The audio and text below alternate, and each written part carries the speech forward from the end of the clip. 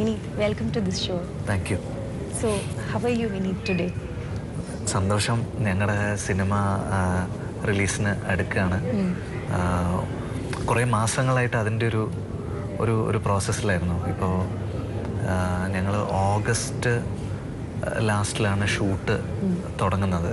അപ്പോൾ അതിനും ഒരു 2 വർഷം മുമ്പ്, അതായത് ഇപ്പം നോക്കുകയാണെങ്കിൽ 2 വർഷം മുമ്പ് തൊട്ട് ഈ സബ്ജക്റ്റ് എൻ്റെ അടുത്ത് ഇതിൻ്റെ ഡയറക്ടറും ഇതിൻ്റെ റൈറ്റർ സന്തോഷ് ഏട്ടനും ഡയറക്ടർ ശ്രീകാന്ത് ഏട്ടനും ഡിസ്കസ് ചെയ്യുന്നുണ്ട്.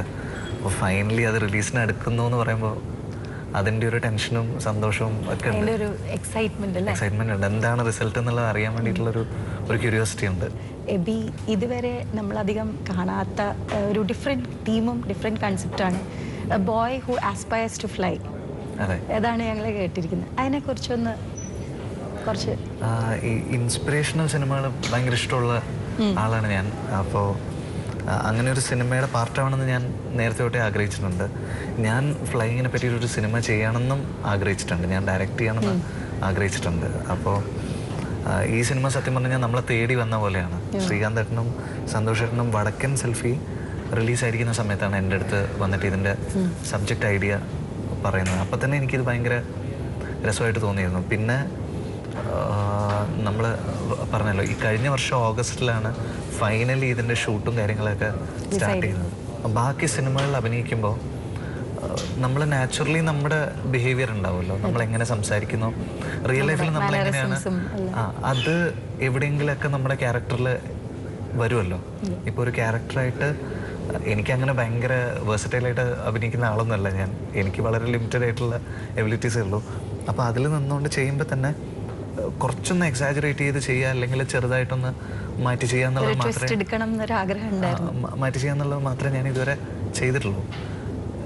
ഇതിൽ എബിയിൽ ചെയ്യുമ്പോൾ ഉള്ള ഏറ്റവും ബുദ്ധിമുട്ടുള്ള കാര്യം എന്ന് പറയുന്നത്, ഒരു ഷോട്ടിൽ പോലും എനിക്ക് ഞാനായിട്ട് സ്ക്രീനിൽ പോയി നിൽക്കാൻ പറ്റില്ല.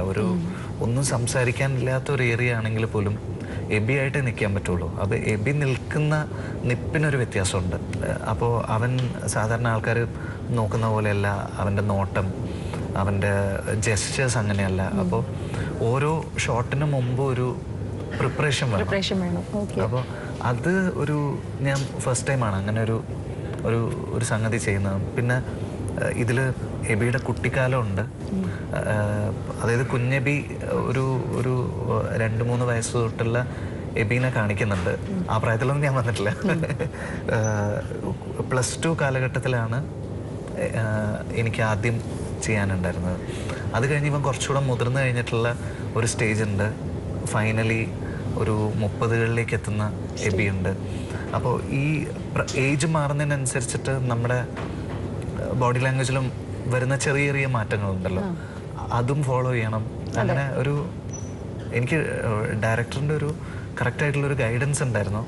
പക്ഷെ ഓരോ ഷോട്ടിന് മുമ്പ് ഒരു പ്രിപ്പറേഷൻ വേണമായിരുന്നു. അപ്പോൾ അതൊരു എക്സൈറ്റിംഗ് ആയിട്ടുള്ള പുതിയൊരു പ്രിപ്പറേഷൻ്റെ കാര്യം പറഞ്ഞു. നമ്മൾ ഡെഫിനറ്റ്ലി ഇതിപ്പോൾ ഫ്ലൈയിങ് ആകുമ്പോൾ തന്നെ നമ്മൾ ഫിസിക്ക് നമ്മൾ ഭയങ്കരമായിട്ട് പ്രിപ്പയർ ചെയ്യണം. അപ്പോൾ അങ്ങനത്തെ പ്രിപ്പറേഷൻസ് ലൈക്ക് ഡയറ്റിലും അല്ലെങ്കിൽ അതുപോലുള്ള ഈ എന്തായാലും കുറച്ചൊക്കെ ആഗ്രഹമുണ്ടായിരുന്നു. അത് വിചാരിച്ച പോലെ നടന്നില്ല. എനിക്ക് നല്ല തടി ഉണ്ടായിരുന്നു. ആ നല്ല തടിയുള്ള അവസ്ഥയിൽ നിന്ന് കുറച്ച് തടിയുള്ള ഒരു അവസ്ഥയിലേക്ക് മാറി. നല്ലോണം വെയിറ്റ് എല്ലാം കുറച്ചോ? അതായത് ഇപ്പോൾ നമ്മൾ അമീർ ഖാന്റെ കാര്യം പറയുകയാണെങ്കിൽ, പുള്ളിക്കൊരു 6 പാക്ക് ഉണ്ടാക്കിയെടുക്കുക എന്ന് പറയുന്നത് സ്ട്രെയിനുള്ള കാര്യമാണ്. എനിക്ക് എൻ്റെ തടി കുറയ്ക്കുക എന്ന് പറയുന്നതിന് സ്ട്രെയിനുള്ള കാര്യമാണ്. ആ സ്ട്രെയിൻ ഞാൻ എടുത്തിട്ടുണ്ട്. പിന്നെ ഫ്ലൈയിങ്ങിൻ്റെ ഒരു എക്സ്പീരിയൻസ്, അത് ഭയങ്കര എക്സ്പീരിയൻസ് ആയിരുന്നു. ഞങ്ങൾ പല സ്ഥലത്ത് ഈ പടം ഷൂട്ട് ചെയ്തിട്ടുണ്ട്. ഇടുക്കി, ചെറുതോണി, തൊടുപുഴ, എറണാകുളത്ത്, പിന്നെ ഗുണ്ടൽപേട്ടിൽ ഷൂട്ടുണ്ടായിരുന്നു. അപ്പോൾ ഗുണ്ടൽപേട്ടിൽ വെച്ചിട്ടാണ് ഞാൻ ഈ ഫ്ലൈയിങ് എക്സ്പീരിയൻസ് ചെയ്യുന്നത്. അതിനു മുമ്പ് ഇടുക്കിയിൽ വെച്ചിട്ട് ഇതിൻ്റെ ഒരു ബേസിക് ഏരിയ ഒക്കെ നമ്മൾ കവർ ചെയ്തിട്ടുണ്ടായിരുന്നു. പക്ഷേ ആക്ച്വൽ ഫ്ലൈയിങ് എന്ന് പറയുന്നത് ഗുണ്ടൽപേട്ടിലാണ് എക്സ്പീരിയൻസ് ചെയ്യുന്നത്. അതൊരു മറക്കാൻ പറ്റാത്ത എക്സ്പീരിയൻസ് ആയിരുന്നു. നമ്മൾ ഫ്ലൈറ്റിൽ ട്രാവൽ ചെയ്യുന്ന പോലെയോ ഒന്നുമല്ല. ഈ എന്താ പറയുക, ഹാങ് ഗ്ലൈഡർ അല്ലെങ്കിൽ ഈ സോളോ ഫ്ലൈയിങ് ചെയ്യുന്ന ആൾക്കാരുടെ ഇതിൽ മെഷീനിൽ പോകുക എന്ന് പറയുന്നത് അത് വേറൊരു എക്സ്പീരിയൻസ് ആണ്. നമുക്ക് സേഫ്റ്റി ഉണ്ടായിരുന്നു. പിന്നെ കറക്റ്റായിട്ട് ഗൈഡ് ചെയ്യുന്ന ഒരു പൈലറ്റ് കൂടെ ഉണ്ടായിരുന്നു. അപ്പോൾ ഇത് അവരുടെ റൂൾസ് അല്ലെങ്കിൽ അവർ ശ്രദ്ധിക്കുന്ന കാര്യങ്ങൾ എന്ന് പറയുന്നത് ഭയങ്കര ഡീറ്റെയിൽ ആയിട്ടാണ്. അതായത് ഒരു റൺവേയിൽ അവർ ടേക്ക് ഓഫ് ചെയ്യുന്നതിന് തൊട്ട് മുമ്പ് കംപ്ലീറ്റ് ആൾക്കാർ ക്ലിയർ ചെയ്യണം. ഒരാൾ ആ മൈതാനത്ത് അല്ലെങ്കിൽ ആ റൺവേയിൽ ഉണ്ടെങ്കിൽ പോലും അവർ ടേക്ക് ഓഫ് ചെയ്യില്ല. അങ്ങനെ ഭയങ്കര കെയർഫുള്ളായിട്ടാണ് ഓരോ സ്റ്റെപ്പും. അപ്പോൾ ഫ്ലൈയിങ് ആക്ച്വലി ഞങ്ങൾ ചെയ്തത് ഏർലി മോർണിംഗിലും പിന്നെ ഈവനിങ് ആ ഒരു ഡസ്ക് എഫക്റ്റിലുമാണ്. അപ്പം ഞാൻ ആദ്യം കയറുന്നത് ഏർലി മോർണിംഗിലാണ്. അപ്പോൾ ഏർലി മോർണിംഗ് ആ സൂര്യൻ ഇങ്ങനെ ഉദിച്ചു വരുന്ന സമയത്ത് നല്ല പോസിറ്റീവ് എനർജി ആയിരിക്കും നമുക്ക്. മാത്രമല്ല നമ്മൾ ഈ ഇരിക്കുന്ന സീറ്റ് അല്ലാതെ വേറെ ഒന്നുമില്ല, വേറെ കവറിങ് ഇല്ല, ഷീൽഡിങ് ഒന്നുമില്ല. അപ്പോൾ ഇരുന്ന് കഴിഞ്ഞാൽ നമുക്ക് സീറ്റും കാണാൻ പറ്റില്ല. നമ്മൾ സ്ട്രെയിറ്റ് അറ്റ്മോസ്ഫിയറിൽ നിൽക്കുകയാണ്. അപ്പോൾ ഭയങ്കരമായിട്ട് എന്താ പറയുക, അത് വിശദീകരിക്കാൻ പറ്റില്ല. അതെ, നമ്മൾ എക്സ്പീരിയൻസ് ചെയ്ത് തന്നെ പറ്റുള്ളൂ. ശരിക്കും അങ്ങനെ അതിനെ പറ്റിയിട്ട് പഠിക്കണം എന്ന് ഭയങ്കര ആഗ്രഹം തോന്നി. നമ്മൾ പടം ചെയ്യുന്ന സമയത്ത് പടത്തിന് വേണ്ടിയുള്ള കാര്യങ്ങൾ മാത്രമല്ലേ. എത്ര ദിവസം കൊണ്ട് I mean you are comfortable flying actually? അല്ല, ഫ്ലൈയിങ് നമുക്ക് അതിന് വേണ്ടൊരു ഹെൽപ്പും കൂടെ ഉണ്ടായിരുന്നു. അതിന് ഈ എന്നാലും ആദ്യമാകുമ്പോൾ കുറച്ച് ഷൂട്ടിനിടയിൽ തന്നെ, ഷൂട്ടിന് തൊട്ട് മുമ്പ് അതിൻ്റെ ഒരു ബ്രീഫിംഗ് ഉണ്ടായിരുന്നു. പിന്നെ ഞങ്ങൾക്കൊരു അശോക് എന്ന് പറഞ്ഞിട്ടൊരു എയർക്രാഫ്റ്റ് എഞ്ചിനീയറും മാനുഫാക്ചററും ഒക്കെ ആയിട്ടുള്ള ഒരു ഗുണ്ടൽപേട്ടിൽ നിന്നുള്ള ഒരാളുണ്ടായിരുന്നു. അപ്പോൾ അദ്ദേഹം ഗൈഡ് ചെയ്യുമായിരുന്നു. അപ്പോൾ ഈവൻ ആ സിനിമയിൽ ചില സീനുകളിൽ ഉപയോഗിച്ചിട്ടുള്ള കോസ്റ്റ്യൂമിലടക്കം അദ്ദേഹത്തിൻ്റെ സജഷൻ ഉണ്ടായിരുന്നു. ഈ ഫ്ലൈയിങ്ങിൽ താല്പര്യമുള്ള ആൾക്കാർ ഇടുന്നത് എങ്ങനെ അവർ ഭയങ്കരമായിട്ട് ശ്രദ്ധിക്കുകയൊന്നുമില്ലല്ലോ സ്വന്തം അപ്പിയറൻസിലൊന്നും. അങ്ങനത്തെ കാര്യത്തിലടക്കം അദ്ദേഹത്തിൻ്റെ ഗൈഡൻസ് ഉണ്ട്. പിന്നെ നിങ്ങളുടെ സെറ്റിലുള്ള വിശേഷങ്ങൾ, അതായത് വിനീതിൻ്റെ ഫ്രണ്ട്സായ അജു വർഗീസ് പിന്നെ സുരാജേട്ടൻ ഒക്കെ ആയിരുന്നല്ലോ. അപ്പോൾ അവരായിട്ടുള്ള എന്തെങ്കിലും ആ സെറ്റിലുണ്ടായിരുന്ന തമാശകളും അങ്ങനെ എന്തെങ്കിലുമൊക്കെ ഷെയർ ചെയ്യാനായിട്ട്? ഇപ്പോൾ എന്താ പറയുക, ഓർത്തിരിക്കുന്ന ഏതെങ്കിലും? അജുവിൻ്റെ കൂടെ എപ്പോഴും, അജു നമ്മുടെ സിനിമയിലുണ്ടെങ്കിൽ എനിക്ക് എപ്പോഴും സന്തോഷമാണ്. അത് ഞങ്ങൾ ഫസ്റ്റ് ഫിലിം തൊട്ട് ഒന്നിച്ച് വർക്ക് ചെയ്യുന്നുണ്ടല്ലോ. അജുവിനെ കൂടാതെ ഞാൻ ആദ്യമായിട്ടാണ് സുധീരേട്ടനുമായിട്ടും, സുധീർ കരമന, ഹരീഷ് ചേട്ടൻ, പിന്നെ സുരാജേട്ടൻ്റെ കൂടെ ഞാൻ സ്ക്രീൻ ഷെയർ ചെയ്യുന്ന ആദ്യമായിട്ടാണ്. മുത്തശ്ശി കഥയിൽ ഞങ്ങൾ ഒരുമിച്ചുണ്ടായിരുന്നു, മലർവാടിയിൽ സുരാജേട്ടൻ അഭിനയിച്ചിട്ടുണ്ടായിരുന്നു. പക്ഷേ ഞങ്ങൾ ഒരുമിച്ച് ഒരു സീനിൽ വരുന്നത് ആദ്യമായിട്ടാണ്. ഞങ്ങൾ സ്റ്റേജ് ഷോസ് ഒക്കെ ഒരുമിച്ച് ചെയ്തിട്ടുണ്ട്. അപ്പോൾ ആ സമയത്തുള്ള തമാശകളൊക്കെ നമ്മളിങ്ങനെ ഓർത്തെടുത്തിട്ടൊക്കെ പറയും. എനിക്ക് സുരാജേട്ടനുമായിട്ട് ഒരു കോമ്പിനേഷൻ സീനുണ്ട് ഇതിനകത്ത്. അപ്പോൾ ഓപ്പോസിറ്റ് നിൽക്കുമ്പോൾ നമ്മൾ ചിരി വരാതിരിക്കാൻ ഭയങ്കര പ്രയാസമാണ്. എനിക്ക് അജു കുഴപ്പമില്ല, കാരണം അജുവായിട്ടും കുറേ വർക്ക് ചെയ്തിട്ടുള്ളത് കൊണ്ട് കുഴപ്പമില്ല. പക്ഷേ സുരാജേട്ടൻ ചെയ്യുമ്പോൾ നമുക്ക് ഭയങ്കരമായിട്ട് ചിരി അടക്കാൻ ഇച്ചിരി പാടാണ്. പിന്നെ അജുവായിട്ട് ഓർമ്മയുണ്ടോ ഈ മുഖം കഴിഞ്ഞിട്ട് ഭയങ്കര ആസ്വദിച്ച് ചെയ്ത കോമ്പിനേഷൻ സീൻസ് എബിയിലാണ്. അത് നല്ല എക്സ്പീരിയൻസ് ആയിരുന്നു. സെറ്റിലുണ്ടായിരുന്ന തമാശകളും കൂടുതൽ ഫ്ലൈയിങ്ങിൻ്റെ ഒരു ഇതുണ്ടല്ലോ, അതിൻ്റെ ഷോട്ടുകൾ എടുക്കുക, അല്ലെങ്കിൽ ഈ ടാക്സിങ് ചെയ്യുന്ന സമയത്ത് നമ്മൾ ശ്രദ്ധിക്കേണ്ട കാര്യങ്ങൾ, അത് ഒരു ഭയങ്കര എക്സ്പീരിയൻസ് ആയിരുന്നു. അത് ഇപ്പോൾ എക്സ്റ്റേണൽ ഫാക്ടേഴ്സ് ഒരുപാട് ഇതിലേക്ക് വരുമല്ലോ, കാറ്റ്. അപ്പോൾ ഈ ഹാങ് ഗ്ലൈഡർ എന്ന് പറയുന്ന സാധനം നമ്മൾ കറക്റ്റ് പൊസിഷനിൽ ഇങ്ങനെ പിടിച്ചിട്ട് കൊണ്ടുപോകണമല്ലോ. ഈ മെഷീനാണെങ്കിൽ ഒരു അതിൻ്റെ ഓണറായിട്ടുള്ള ആൾ തൊട്ടപ്പുറത്ത് നിൽക്കുന്നുണ്ട്. നമ്മൾ സിനിമയിൽ നമ്മൾ വണ്ടികൾ സാധാരണ യൂസ് ചെയ്യുമ്പോൾ ഭയങ്കര റഫായിട്ട് യൂസ് ചെയ്യും. അതുകൊണ്ട് പല ആൾക്കാരും സിനിമയിൽ വണ്ടി ചോദിച്ചു കഴിഞ്ഞാൽ തരൂല. അപ്പോൾ പക്ഷേ ഇത് ഫ്ലൈറ്റ് ആണല്ലോ കയ്യിലിരിക്കുന്നത്, നമ്മൾ കെയർഫുള്ളായിട്ട് ഹാൻഡിൽ ചെയ്യണമല്ലോ. മിസ്റ്റേക്സ് കാരണം, നമ്മുടെ മിസ്റ്റേക്ക് കാരണം ഒരു അബദ്ധം പറ്റാൻ പാടില്ലല്ലോ. അപ്പോൾ അത് ഞാൻ ഭയങ്കരമായിട്ട് ഓർമ്മയിൽ വെക്കുന്ന കുറേ മൊമെന്റ്. ഇത് മാനുഫാക്ചർ ചെയ്ത ആളും ഇതിൻ്റെ നാദനപ്പുറത്ത് നിൽക്കുന്നുണ്ടല്ലോ. അപ്പോൾ ചില സമയത്തൊക്കെ ഈ ചില ഷോട്ടുകൾ എടുക്കുമ്പോൾ ഈ ടാക്സി എന്ന് പറയുന്നത് ഈ റൺവേയിൽ കൂടെ ഇത് മൂവ് ചെയ്യുന്ന പ്രോസസ്സിനാണ് പറയുന്നത്. അപ്പോൾ കറക്റ്റ് ഈ പോയിന്റിൽ എത്തിക്കഴിഞ്ഞാൽ നിൽക്കണം എന്നൊക്കെ പറഞ്ഞിട്ട് നമുക്ക് ഡയറക്ടറുടെ ഇൻസ്ട്രക്ഷൻ ഉണ്ടാവും.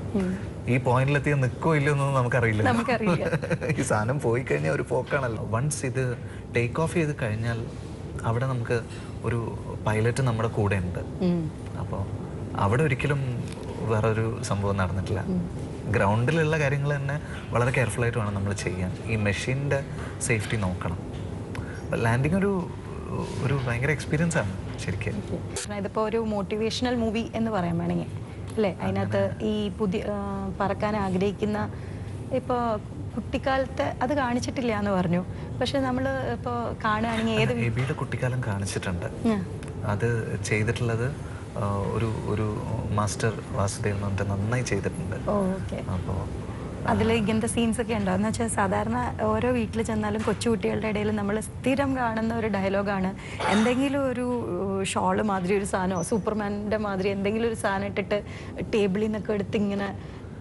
ഞാൻ അതിൻ്റെ ഡീറ്റെയിൽ പറയുന്നില്ല, പക്ഷെ നമ്മളൊക്കെ കുട്ടിക്കാലത്ത് ആഗ്രഹിച്ചിട്ടുള്ള പല കാര്യങ്ങളും ഈ പറക്കാൻ ആഗ്രഹിക്കാത്ത ആൾക്കാരുണ്ടാവില്ല ശരിക്കും. ഒരു ഫ്ലൈറ്റ് മുകളിലേക്ക് ഇവിടെ പോയി കഴിഞ്ഞാൽ ഒന്നും നോക്കാത്ത ആൾക്കാർ, ഒരു പ്ലെയിൻ കണ്ട ഒന്ന് എന്തായാലും ഒന്ന് നോക്കും. ആന, വിമാനം എന്നൊക്കെ പറയുന്നത് എല്ലാവർക്കും ഭയങ്കര ഫാസിനേഷൻ ഉള്ളതാണല്ലോ. അത് നമ്മൾ ഇതിനകത്ത് ട്രാവൽ ചെയ്ത് കഴിഞ്ഞാലും നമ്മൾ ഇത് പോകുമ്പോൾ നമ്മളൊന്ന് നോക്കും. ആ ഒരു സംഭവം, ആ ഒരു കൗതുകമുണ്ട് അതിന്. അപ്പോൾ ആ കൗതുകം ഈ സിനിമയിൽ ത്രൂ ഔട്ട് ഉണ്ട്. അത് കുട്ടിക്കാലം തൊട്ട് പടം തീരുന്ന ലാസ്റ്റ് ഷോട്ട് വരെ ഇതിൻ്റെ ഡയറക്ടർ കീപ്പ് ചെയ്യാൻ നോക്കിയിട്ടുണ്ട്, ശ്രീകാന്തേട്ടൻ കീപ്പ് ചെയ്യാൻ നോക്കിയിട്ടുണ്ട്. നമ്മുടെ നായിക മെറീന ഭയങ്കര കൂളായിട്ട് സീനുകളൊക്കെ വളരെ ഈസി ആയിട്ട് ചെയ്യുന്ന ഒരു ആർട്ടിസ്റ്റാണ്. എനിക്ക് കുറേ സിനിമകളിൽ അഭിനയിച്ചിട്ടുള്ള ഒരാളുടെ കൂടെ അഭിനയിക്കുന്ന പോലെയാണ് തോന്നിയിട്ടുള്ളത്. അങ്ങനെ അധികം പടം ചെയ്യാത്ത ഒരാളാണെന്നൊന്നും ഫീൽ ചെയ്തിട്ടേ ഇല്ല. ഞാനാണ് ശരിക്കും ആക്ച്വലി ബുദ്ധിമുട്ടിക്കൊണ്ടിരുന്നത്. കാരണം ഞാൻ ഇങ്ങനെ ഒരു ക്യാരക്ടർ ചെയ്തിട്ടില്ലാത്തതുകൊണ്ട് എനിക്ക് അതിൻ്റെ ഒരു ടെൻഷൻ നന്നായിട്ടുണ്ടായിരുന്നു. പിന്നെ ഷൂട്ടിനിടയിലായിരുന്നു നമ്മുടെ ആനന്ദത്തിൻ്റെ റിലീസും അതിൻ്റെ പോസ്റ്റ് പ്രൊഡക്ഷൻ പിന്നെ റിലീസ് ഒക്കെ അതിനിടയിലായിരുന്നു. അപ്പോൾ ഒരു സൈഡിൽ അതും ഒരു സൈഡിൽ ഇതുമായിട്ട് ബാലൻസ് ചെയ്ത് നമ്മുടെ ഡയറക്ടർക്ക് ഒരിക്കലും ഫീൽ ചെയ്യാൻ പാടില്ലല്ലോ നമ്മുടെ ഉള്ളിൽ ടെൻഷൻസ് ഉണ്ട് എന്നുള്ളത്. ഇനി ഇതിൽ പാട്ടുകൾ പാടുന്നുണ്ടോ അതോ ഇതില്? ഞാനൊരു പാട്ട് പാടിയിട്ടുണ്ട്. ഞങ്ങൾക്ക് പ്രേക്ഷകർക്കായിട്ട് ഒരു ആയിക്കോട്ടെ. ഒന്നുറങ്ങി കൺതുറന്ന് മുന്നിലിന്ന് വരൂ പ്രഭാതാർക്കരശ്മി പോലെ, കാടിറങ്ങി മേടിറങ്ങി നാടു ചുറ്റി ഈ വിഹായസിൽ പാറുവാൻ, ഉണരു നീ വിടരു നീ തെളിയു നീ ഉയരു നീ വളരു നീ, നാളെ നാളെ നാളെ പുതിയ നിറവുമായി. ഇനി ഇത് പാടിയ പാട്ടുകളിൽ ഇനി ഇതിനിഷ്ടമുള്ള അത് കുറച്ച് ബുദ്ധിമുട്ടായിരിക്കും, എന്നാലും ഒരു ഏറ്റവും ക്ലോസ് ടു മൈ ഹാർട്ട് എന്ന് പറയുന്ന ഒരു 2-3 സോങ്സ് എന്തായാലും ഉണ്ടാവുമല്ലോ. അങ്ങനെ ചോദിച്ചാൽ എനിക്ക് പാടിയിട്ട് ഒരു ഹാങ് ഓവർ ഉണ്ടായ ഒരു സോങ് ഫ്ലാഷ് എന്ന് പറഞ്ഞ സിനിമയിലെ ഒരു പാട്ടുണ്ട്, നിൻ ഹൃദയ മൗനം എന്ന് പറഞ്ഞിട്ട്. നമുക്കൊന്ന് പാടാൻ പറ്റും? അത് റെക്കോർഡ് ചെയ്ത് കഴിഞ്ഞിട്ടും കുറേ ദിവസം ആ പാട്ടിങ്ങനെ ഹോണ്ട് ചെയ്യുന്നുണ്ടായിരുന്നു എവിടെ പോയി കഴിഞ്ഞാലും. അപ്പോൾ അത് റിലീസാകുന്നവരെ ഞാനതിങ്ങനെ കേൾക്കാൻ വേണ്ടിയിട്ട് ഭയങ്കരമായിട്ട് കാത്തിരിക്കുമായിരുന്നു. അങ്ങനെ കാത്തിരുന്ന പാട്ടുകൾ ഒരുപാടുണ്ട്. പക്ഷേ ഈ പാട്ട് നമുക്കത് എവിടെ ഞാനൊന്ന് ട്രൈ ചെയ്യാം. ഞാൻ കുറേ ആയി പാടിയിട്ട്. നിൻ ഹൃദയ മൗനം ഉൾക്കടലിനാഴം എന്നുമറിയുന്നു ഞാൻ മൂകമായി. നിൻ ഹൃദയ മൗനം ഉൾക്കടലിനാഴം എന്നുമറിയുന്നു ഞാൻ മൂകമായി. അലയായി നിന്നിലുണരാ മിഴികളിലെ സജലമൊരു സൗവർണ സങ്കൽപ്പമാ വന്നു ഞാൻ. നിൻ ഹൃദയ മൗനം ഉൾക്കടലിനാഴം എന്നുമറിയുന്നു ഞാൻ മൂകമായി. ഇപ്പോൾ ഉള്ളിലൊരു എബി നമ്മുടെ എല്ലാവരുടെയും ഉള്ളിലുണ്ടാവും. യൂത്ത് മാത്രമല്ല, എല്ലാവരുടെയും ഉള്ളിലൊരു എബി ഉണ്ടാവും. അങ്ങനെയുള്ളവരോട് പറയാൻ ഒരു മെസ്സേജ് എന്തായിരിക്കും? സിനിമ ആദ്യത്തെ ദിവസം തന്നെ തിയേറ്ററിൽ പോയി കാണണമെന്ന് മാത്രമേ എനിക്ക് പറയാനുള്ളൂ. ഞങ്ങൾ ഒരു കാര്യം നമുക്ക് എല്ലാവർക്കും ഉറപ്പുള്ളത്, നമ്മൾ ഈ സിനിമ ഇതിൻ്റെ പോസ്റ്റ് പ്രൊഡക്ഷൻ ടൈമിൽ ഓൾറെഡി കണ്ടിട്ടുണ്ട്. ഒരുപാട് നാളായിട്ട് ഇത് കാണുന്നതുകൊണ്ടാണോ എന്നറിയില്ല, ഞങ്ങൾക്ക് ഈ സിനിമ വ്യക്തിപരമായിട്ട് ഇതിൽ വർക്ക് ചെയ്ത ആൾക്കാർക്ക് എല്ലാവർക്കും ഭയങ്കര പ്രിയപ്പെട്ട ഒരു സിനിമയാണ്. നന്നായി വന്നിട്ടുണ്ടെന്ന് തന്നെയാണ് ഞാൻ ഉറച്ച് വിശ്വസിക്കുന്നത്. അപ്പോൾ ഓഡിയൻസിന് എല്ലാവർക്കും ഇഷ്ടപ്പെടുന്ന ഒരു സിനിമയായിട്ട് എബി മാറിയിട്ടുണ്ടെന്ന് തോന്നുന്നു. എല്ലാവരും തിയേറ്ററിൽ പോയിട്ട് കാണാം. അപ്പോൾ എല്ലാവരും ഇത് തിയേറ്ററിൽ തന്നെ പോയി കാണണം. കാരണം ഇതുപോലെയുള്ള ഇത്രയും എഫേർട്ട് എടുത്തിട്ടുള്ള ഒരു മൂവിയാണ് ഈ ഫ്ലൈയിങ്ങും ഒക്കെ. ആ ഒരു ഫീല് നമുക്ക് കിട്ടണമെങ്കിൽ തിയേറ്ററിൽ തന്നെ തീർച്ചയായിട്ടും ഇത് പോയി കാണണം. അപ്പോൾ ഇത്രയും നേരം ഞങ്ങളോട് സംസാരിച്ച വിനീത് ശ്രീനിവാസന് thank you very much. All the very best ഈ പ്രോജക്റ്റിനും ഇനിയുള്ള പ്രോജക്ട്സിനും. So by.